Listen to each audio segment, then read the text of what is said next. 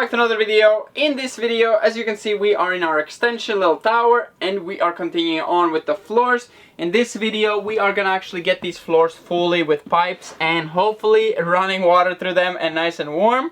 This is not gonna be a tutorial, but I will show you the easy way of fixing a mistake of not putting the pipes into the concrete, or if you have wood floors like OSB, how to do it on OSB. Of course, if you have OSB floors, you would need to add another sheet on top. But if you haven't seen the previous video where we actually prepared these floors, if you actually want to follow it and see how we do this lazy way of doing heated floors, then check out the previous video. We did the foam and we did a reflective film over it to reflect the heat and the cold from below. And now we have attached also the OSB. So it's the next step, which is to actually router in the pipes that will sit into this OSB. This OSB is 25 millimeters and the pipes are only 16. So that's how deep we need to go. We need to go 16 millimeters in to have a nicely flush the pipes. We do have this green little fabric we're putting on top that is half a centimeter, and that's gonna kind of even out if there is some pipe sticking up a bit and some bit uneven. Hopefully it's all gonna work out. We will see, and yeah, let's get on with it and get started. And yeah, the routing is gonna be the hardest because I'm gonna try to do it freehand. So I don't know how straight my lines will be and how easy this will be. But let's get started. There we go. So I am ready to get started. I have the router. I have brought a wood that was left over from these floors. We're gonna use that kind of as our jig. Kind of really basic. I'm just gonna screw it down to the OSB and we're gonna use it as a guide, not more of a jig. So it's gonna be following this one and make it nice and straight. Hopefully I can have the router press into it so it doesn't kick me aside and I can make perfect lines. And then here I did 3 times the planning of which what the gaps should be, just so I perfectly end up on the pipe going down. The best is to do a circular one, but that also requires a lot of mess, and if we have to router all that in, it's a lot of curves and a lot of bends. It's the best for providing the heat out. Either one works, it's just sometimes the spiral one, they heat up better and faster, but since we're not in concrete, we're not worrying about heating up a large amount of mass, so we should be fine with this just zigzagging up and down. So now the last one ended up going down and out to the cold, because otherwise it was ending up all of them going back up, so it's a bit complicated to bring it around and back. So let's attach this and start routering. Hopefully this goes easy and fast. I don't know, this might be a mess.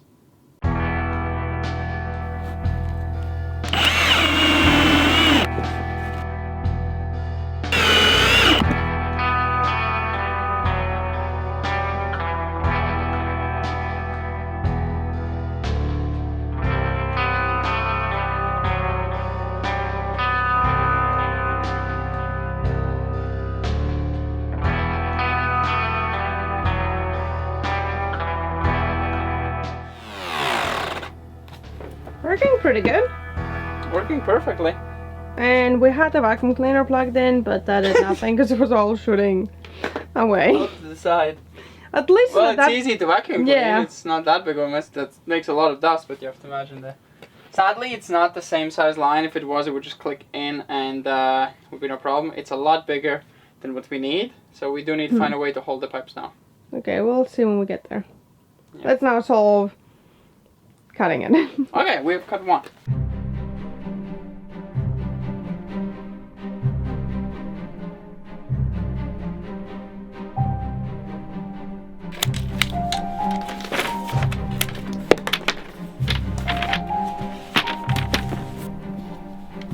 Flush.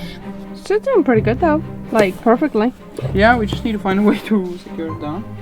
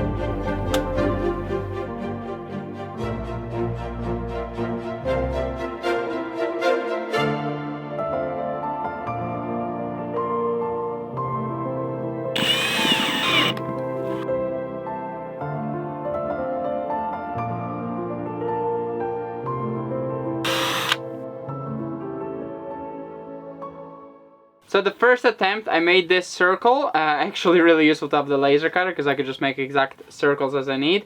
And I did not think that the router has the 8 centimeters between the edge where it touches and the blade. So it made actually a much bigger circle. In a sense, it would make a lot bigger circle in diameter. So the angle is not sharp enough for the pipe to be comfortably bending. So we need to go 10 centimeters, so half of this size circle. So I'll go cut that out and we'll do quickly a 10 centimeter circle. Yeah, because the edges, those are too sharp of an angle. Yeah, they're it's like not gonna nearly bend. 90 degrees, so they need to be more smooth of a circle. Yeah, very smooth connection. Okay, that's okay.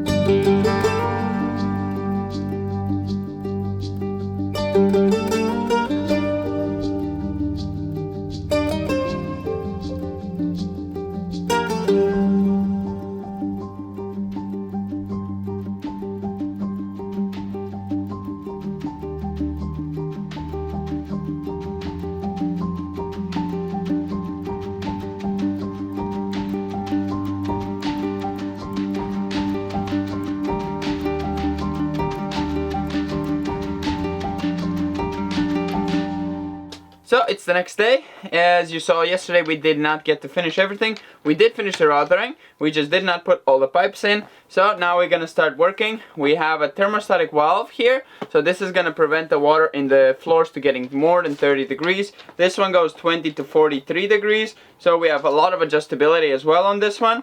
So yeah, let's go set it up how we need it to be going through this. And let's hope that it all works. It's a really small square meter, so it should be no problem for it.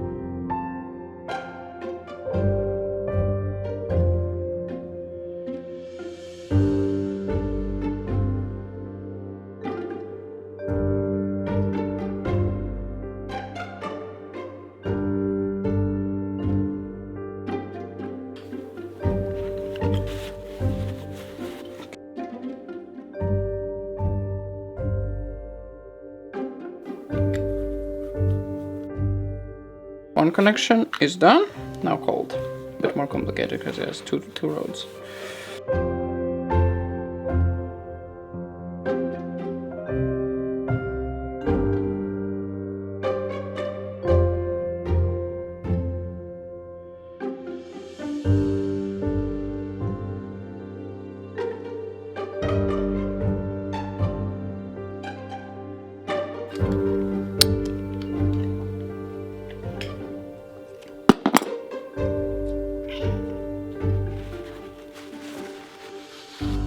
You be the plumber cut. Is that not it, linen? Nope, that's the rubber one. Oh, okay. That's the whole point. You can disconnect these two, you connect these two, and you can take the whole thing out. That's nice. So this is it assembled. So thermostatic valve is pretty much determines the temperature and mixes in the cold water with the hot water. I hope that this loop will kind of work. So this is the floors and this is where it comes from the boiler. So hopefully that the temperature, the cold one is not just going to run away. Hopefully it's going to be able to take it like that. Usually you add a pump here, but I'm hoping for such a small room I might get away without adding a pump. For the more square meters like the bathroom and the hallway, we are going to add probably a pump just to circulate because there's going to be a lot of pipes running through it. but for here I think it should be no problem with our pump in the system. Otherwise we're just gonna close this and rebuild it, and then it should work better. So let's get started. Attach it here, and hopefully we can make it pretty hidden and doesn't bother our room that much.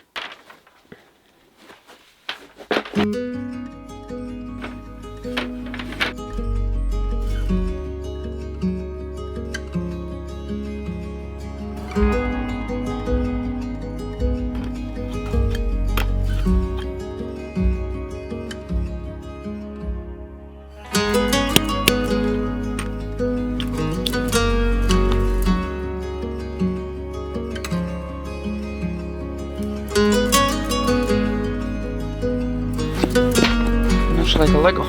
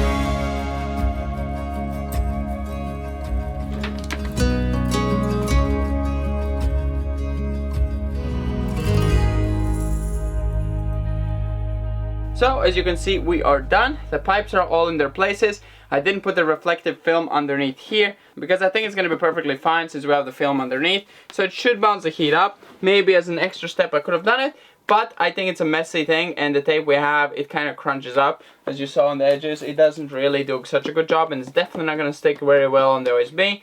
But I think it works good. If we had the correct size router base, so to be exactly as the pipe, maybe it might make it more difficult, but it might make it more tight, as in the secure.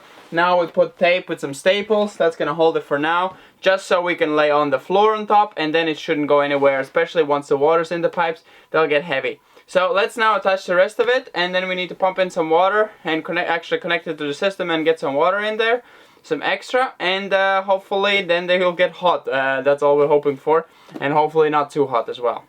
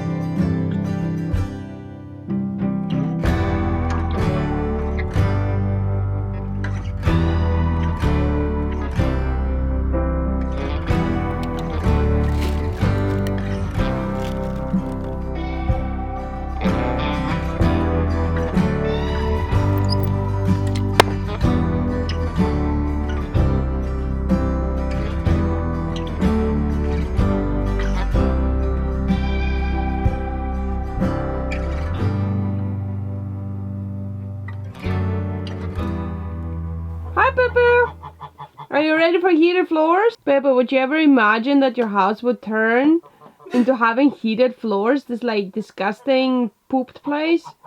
If this was our chicken place, it would be nice with their heated floors as well for them. We should make heated floors for chickens. Yeah. In theory, you can run some heating pipes underground with lots of insulation, and you can make the chicken coop heated with radiators. Peppa, do you hear this? Are you rich, Peppa, or what? Well, if we hit 100k, then you can get heated floors. As you saw, we finished up all the connections, so it's all nicely made, and now we have pumped it full of water, and hopefully it's all full of water. I did forget one thing, which is adding a de-airing valve there, but it sounds like the pressure pushed through and all the air came out at the pump's de-airing valve, so hopefully it's all good. Otherwise it will just end up in the radiators, and we can pull it out of there as well by de-airing the radiators. But let's, I guess, heat up the fire and see if they get warm, and then we need to precisely adjust the temperature so it's on 30 degrees flat. No more than 30 degrees, just so it is perfect heating floors. So we have started the fire, and you can see that it's working. Just need to get it correct water temperatures now.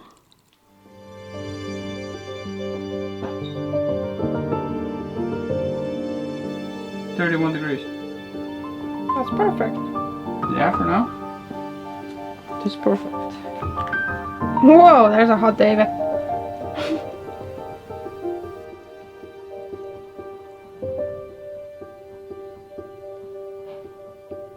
So the pipes are working all perfectly. They are circling the water as I thought, but the valve, I have it open wide. So now I tried closing it and it's really hard to close it. I got it down from 50 degrees down to 40. So I got it 10 degrees lower. The temperature is still 5 degrees more than you want. And I could just lower it more, but currently it's so tight because the valve the thermal valve has expanded to close up the water, not to get that 60-70 degree water that's coming from the boiler. It's kind of not even and kind of circling the water. At least it's doing that job. I was scared it's not going to even do that without a pump, separate pump. But it's doing it, so I just need to get it down to 35 degrees, and then we are solid. 30 degrees is the lowest, and 35 is the highest. You don't want lower than 30, really, and you don't want higher than 35. Currently, they're a bit uncomfortably to touch, like if you touch them for long. Yeah, a bit. Maybe yours, by the time it reaches there, it's a bit colder. But here, the first ones are really hot. And one huge mistake we did is we forgot to add a de-airing valve. So a valve to let out some air. So that should be added there on that loop. So all of this ended up going into our main system. And not just like exiting in the radiators or something. Probably the radiators I need to go around the de-air as well, because some of it ended up there. But most of it ended up on our last loop, which is before the pump. So the pump actually got full of air and it wasn't able to run the water. So I had to open a different valve, a cleaning valve with a filter inside to let all that air out, and then it sucked it and it went good. And then I could hear it all bubbling and getting all the air out. So now it's currently all good. All of it de-aired, all of it pressurized to 1 bar. So everything's pretty much perfect. But that's pretty much it. I hope you enjoyed this video. We're going to see you next time whenever we get the beautiful floors on here. So yeah. See you in the next one. Exciting. Yeah, I can't wait to see how it looks.